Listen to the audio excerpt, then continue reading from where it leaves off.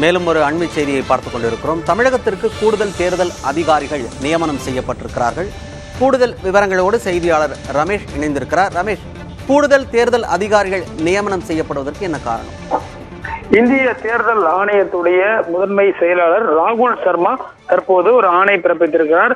தமிழகத்திற்கு கூடுதல் தலைமை தேர்தல் அதிகாரியாக சங்கர்லால் குமாவத் என்ற ஐஏஎஸ் அதிகாரி, ராஜஸ்தான் மாநிலத்தைச் சேர்ந்தவர், 2010ஆம் ஆண்டு பேட்ச் ஐஏஎஸ் ஆபீசர், ஒரு மூத்த அதிகாரி நியமனம் செய்யப்பட்டிருக்கிறார். அதே போல ஸ்ரீகாந்த் ஐஏஎஸ், அவர் பாத்தீங்கன்னா இணை தலைமை தேர்தல் அதிகாரி, ஐடி சம்பந்தமான விஷயங்கள், தகவல் தொழில்நுட்பம் சார்ந்த பணிகளுக்காக நியமனம் செய்யப்பட்டிருக்கிறார். அதே போல அரவிந்தன், அவர் பாத்தீங்கன்னா இணை தேர்தல் தலைமை தேர்தல் அதிகாரி. இது இந்த முழுக்க முழுக்க தேர்தல் நடத்தும் பணிகளுக்காக தமிழ்நாட்டை சேர்ந்த இந்த அதிகாரியும் நியமனம் செய்யப்பட்டிருக்கிறார். ஆக மொத்தம் 3 அதிகாரிகள் நியமனம் செய்யப்பட்டிருப்பதன் மூலம் தமிழகத்தில் தேர்தல் பணிகள் சூடுபடுத்தியிருக்கின்றன. கடந்த 2 நாட்களுக்கு மேலாக இந்திய தேர்தல் ஆணையத்தின் சார்பாக அஜய் பாது தலைமையில நிறைய பேர் இங்க ஆலோசனை பண்ணாங்க. இதன் மூலமாக என்ன பண்ணுவாங்கன்னா, இவர்கள் கண்காணிப்பாங்க.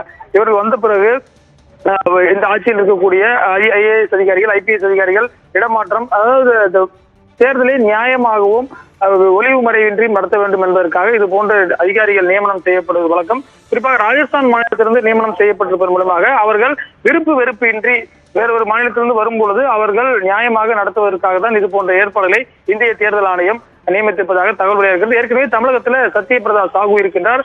அவருக்கு கீழ் இணை ஆணையர்கள் இருக்கின்றார்கள். இருந்தாலும் கூட இது கூடுதலாக வெளிமாநிலத்திலிருந்து ஒருவர் வரும் பட்சத்தில் கூடுதலாக எந்தவித பாகுபாடும் இல்லாமல் தேர்தல் நடைபெறுவதற்கான வாய்ப்புகள் ஏற்படும். மணிமாறன், இவர்களுடைய அதிகார வரம்புகள்னா என்னென்னலாம் சொல்லலாம் ரமேஷ்?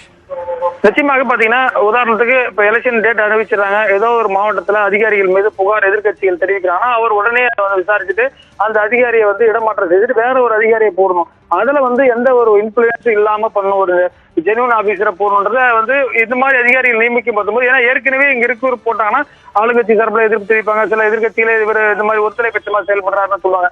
இந்த மாதிரி வெளி மாநிலத்திலிருந்து ஒரு புது அதிகாரி போடும்போது யார் நோ ஒன் கொஸ்டின், அதாவது பாத்தீங்கன்னா யாருமே கேள்வி கேட்க முடியாத அளவுக்கு ஒரு எங்க ஆபீசர் ஒரு திடீர்னு ஒரு மதுரையில் ஒரு ஆட்சியர் சேர்ந்த ஒரு ஆட்சியரை மாத்துறாங்கன்னா அது இவர் தான் டிசைட் பண்ணுவாரு. எலெக்ஷன் கமிஷனுக்கு இவர் தான் ரைட்ஸ் கொடுத்திருப்பாங்க. இவர் தான் ஆர்டர்ஸ் போட்டு அந்த வேலைகளை பண்ணுவாரு. எனவே அதிகாரிகள் அனைவருமே எலெக்ஷன் கமிஷன் கீழே வந்துருவாங்க. எப்ப தேர்தல் தேதி அறிவிக்கிறாங்களோ அந்த மாடல் கோட் ஆஃப் கண்டக்ட் உடனே அமலுக்கு வந்துடும். அந்த நேரத்துல அந்த இருக்கக்கூடிய அதிகாரிகள் நேர்மையான அதிகாரிகள் இருந்தால்தான் பாரபட்சம் இல்லாமல் தேர்தல் நடைபெறும் என்பதற்காக தான் இது போன்ற மாற்று ஏற்பாடுகளை முன்கூட்டியே செய்யறாங்க. இது கடந்த தேர்தல்களின் போதும் நடந்திருக்கிறது என்பது உதாரணம். ஏன்னா தேர்தல் பணி முடிஞ்சுட்டா அவங்க மாநிலத்துக்கு போயிடுவாங்க.